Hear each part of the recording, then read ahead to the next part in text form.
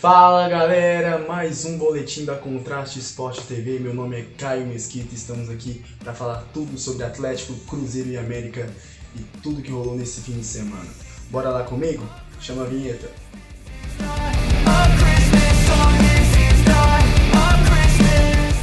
E o Galo é o super campeão do Brasil. O Atlético venceu ontem o Flamengo nas penalidades, depois de uma longa penalidade diante do rubro-negro lá em Cuiabá. O Atlético, depois de empatar por 2-2 no tempo normal, venceu por 8-7 nos pênaltis. Teve de tudo quanto é um pouco no jogo, né, gente? E o Atlético conseguiu a vitória depois de uma tensa disputa de pênalti. A gente teve uma hora que achou que nem ia terminar mais de tantos erros e acertos de lado a lado. Um jogo muito equilibrado, mas o Atlético merecidamente, depois de vencer o Campeonato Brasileiro, a Copa do Brasil do ano passado, é também o super campeão da Supercopa do Brasil. O Galo encontrou muitas dificuldades no primeiro tempo. O time do Flamengo é um time muito bom, como a gente já sabe.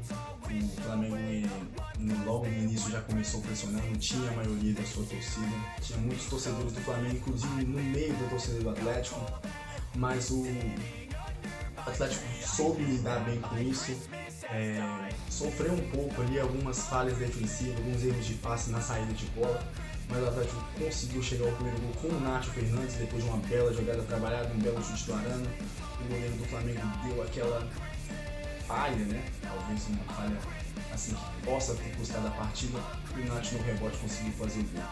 Aí no segundo tempo o Flamengo veio para cima, conseguiu a virada com gols do Gabigol e também do Bruno Henrique. No gol do Bruno Henrique, talvez o Godinho possa ter também tido uma falha assim. Tanto que na hora que que o gol acontece, o Godinho até coloca a mão na cabeça, como se tivesse, sei que errei, sabe? Mas o Atlético conseguiu ter calma, conseguiu colocar a cabeça no lugar. O Turco mexeu muito bem na equipe, né? O Savarino estava mal, o Keno também não estava rendendo tanto assim na ponta esquerda. Ele colocou o Vargas e o Ademir. O Ademir já entrou, colocou uma bola na cabeça do Vargas. O Vargas entrou movimentando muito bem. Incrível como o chileno é decisivo em finais, ele aparece.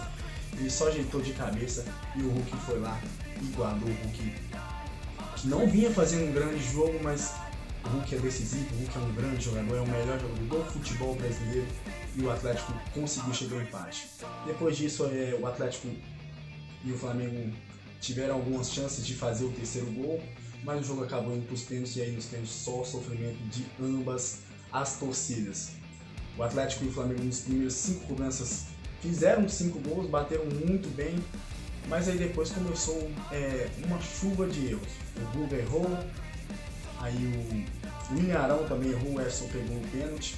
Aí depois o Flamengo teve chance de ser campeão por 4 vezes, 4 match points, digamos assim. O Atlético, quando ele errava, o Flamengo ia lá e errava, o Atlético acertava, o Flamengo acertava, até que voltou, o Hulk teve que bater o pênalti pela segunda vez, ele foi lá e fez, e o Vitinho do Flamengo bateu e o Everson voou no canto direito como um gato e pegou. O Atlético é super campeão do Brasil, sim, é o campeão da Supercopa e agora se concentra para mais títulos, grandes objetivos na temporada. O Turco agora pode trabalhar em paz e o Atlético fez uma grande partida e é o super campeão. Parabéns, Galo, você merece. A torcida atleticana, todo mundo está de parabéns. O Atlético vem fazendo uma grande temporada no passado e vem colhendo os frutos neste ano também. E agora o torcedor é só comemorar. E pela primeira vez agora, né, nessa temporada, o Turco vai ter uma semana assim para preparar o time, para dar os treinamentos, para colocar sua ideia de jogo. E o Atlético tem uma expectativa muito grande de levantar mais taças durante a temporada. Agora, galera, temos uma participação especial no programa. O Matheus Pereira, ele vai falar agora um pouco do Cruzeiro. Vai lá, Matheus, fala pra gente. Fala, Caião. Agora estou aqui, Matheus Pereira, para poder falar um pouco mais do que aconteceu nesse jogo entre Cruzeiro e Vila Nova nesse último domingo pelo Campeonato Mineiro. E começando pela equipe da capital, o time do Cruzeiro teve um grande desempenho, fez o possível para poder buscar a vitória, porém a equipe do Vila Nova fez uma cera e conseguiu sim arrancar um ponto do time do Cruzeiro, mostrando um grande potencial com a sua torcida, que encheu bastante o Independência, trouxe até uma grande renda para o Cruzeiro, que vai aliviar demais os cofres do time. O pessoal ainda está nessa dúvida, a situação do Maicon, que eu acredito que se ele tivesse em campo, eu acredito que daria um ótimo desempenho para a defesa do Cruzeiro, não teria tanto dor de cabeça, aquele bate-cabeça, né, o que acontece em alguns jogos, poderia assim dizer, talvez ou não, aconteceria aquele gol contra, né, no caso, uma situação que acontece, uma fatalidade que acontece. O Cruzeiro ainda correu atrás, buscou o placar, porém a equipe do Vila Nova no segundo tempo, por amarrar bastante o jogo, conseguiu segurar sim a equipe do Cruzeiro e até um grande ponto para a equipe do Vila Nova, porque no caso, né, por estar conseguindo arrancar pelo menos um ponto, um time que era o líder do campeonato, estava mostrando um grande desempenho, tanto dentro quanto fora de casa, ia para cima dos adversários, não é aquele time que fica segurando o jogo, esperando o jogo acontecer ou só com um contra-ataque, é um time que está indo bastante para frente. Já falando um pouco mais sobre a situação do Vila Nova, o time fez o possível para amarrar, igual como eu já citei a situação, amarrou bastante o jogo, no primeiro tempo ainda buscou algumas chances, deu muito trabalho para a equipe do Cruzeiro. O primeiro gol foi um gol achado, no caso do gol contra. O segundo já foi uma situação bem planejada, talvez um pouco de sorte, até por ter um jogador bem de frente com o goleiro para só desviar e tirar da marcação. E aliás, a situação do Rafael também não está muito boa não, hein? O goleirão, a princípio, né, estaria para poder fazer a substituição do Fábio, até como ele mesmo disse, não substituir, porém construir a história dele. A história dele está um pouco balançada. Eu acredito que a torcida do Cruzeiro tem uma boa preferência pelo Denis, que vem mostrando um grande desempenho em todos os jogos que ele vem aparecendo. Eu acredito que seria uma boa testar o garoto um pouco mais por uns 3, 4 jogos seguidos para talvez ver o grande desempenho, até ele deixar ele mostrar, né, todo esse potencial que ele tem. Foi um ótimo jogo, mas também a gente pode citar essa outra situação. Por mais que teve o empate, o Cruzeiro continua líder com 19 pontos, mas agora tem que focar na Copa do Brasil, que é um próximo jogo que já vai ter na quarta-feira às 9h30 da noite. É fora de casa. O Cruzeiro tem essa vantagem de ter o empate, porém não pode segurar e ir com o placar debaixo do braço. Tem que tentar ir para cima, tem que correr atrás, porque a equipe do Sergipe, por mais que é uma equipe um pouco menos conhecida, vou falar assim, é uma equipe que eu acredito que vai fazer o possível para ir para cima. Até a mesma maneira com alguns times de Minas, alguns de menos expressão, sempre vai fazer o possível para poder mostrar o porquê que eles estão em campo. Então eles vão tentar conseguir o placar sim, e é bom o Cruzeiro ficar atento com essa situação, até porque ainda tem a situação do zagueiro Maicon, que está um pouco delicada em relação dele para o Santos ou não, e eu acredito que ele ficando no Cruzeiro seria ideal, porque a zaga do Cruzeiro já tem bastante tempo que não tem assim uma zaga mais estável. Vou falar aqui na situação do Maicon Sidney e o Rafael seria ideal, é uma escalação até uma escalação internacional, né, que são 3 jogadores que vieram da Europa para cá.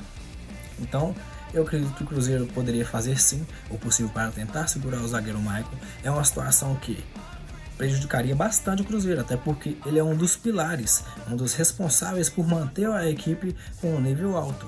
Até usando pelas palavras dele, não é a proposta e sim o propósito. Agora vamos ver se realmente vai ser essa situação de propósito e não a proposta. Citando também a situação do Vitor Roque, que fez o primeiro gol do Cruzeiro, o primeiro dele como um jogador profissional, né? O menino ficou muito feliz, mas ele também já estava buscando demais, corria atrás, mostrou um grande desempenho no jogo. Não só ele, quanto o Daniel também mostrou um grande futebol, mais uma vez, né? Essa grande promessa da equipe celeste. Machado jogou bem demais. Teve essa situação que foi um pouco chata dessa amarração de jogo, que deixa aquele jogo parado muito tempo, a torcida ainda pega no pé, vai um pouco, mas não deixou de cantar em momento nenhum. Essa é a grande força do Cruzeiro, o 12º jogador do Cruzeiro no caso, né? Então eu acredito que o Cruzeiro está mostrando um grande futebol, está mostrando um grande desempenho e tem tudo para poder ser melhor, tanto nessa temporada, tanto nesse campeonato no caso, né? Também quanto no brasileiro. Eu acredito que está com um time, talvez não para ser o campeão da Série B, porém um time ideal para poder tentar e fazer o possível, até melhor, né, que os 2 últimos anos, das últimas equipes que o Cruzeiro teve. É com você, Caião. É isso aí, valeu, Matheus. E agora, gente, falando um pouco sobre o América, que também jogou no fim de semana. O América empatou com o RT por 0-0 em Pato de Minas. O Coelho não conseguiu sair do placar.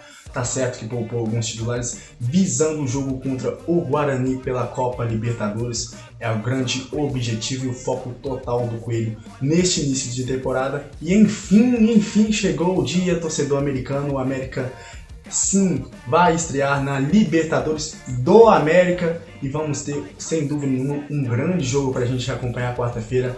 Tomara que o Coelhão possa fazer uma bela partida, sair em vantagem, levar um bom resultado para o Paraguai e voltar de lá com uma classificação.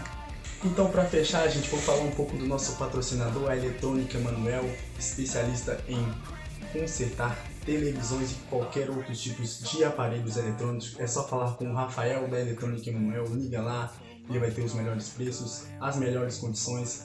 Dá uma ligada, vale a pena. Agradecer aqui o carinho com a gente, pedir vocês para estar acompanhando a gente nas redes sociais, visitar o nosso site, nosso canal no YouTube, enfim, tudo isso aí, tem muita coisa bacana na Contrate TV. Então, galera, fica aqui o meu agradecimento, fiquem com Deus, um abraço e até mais. Alô!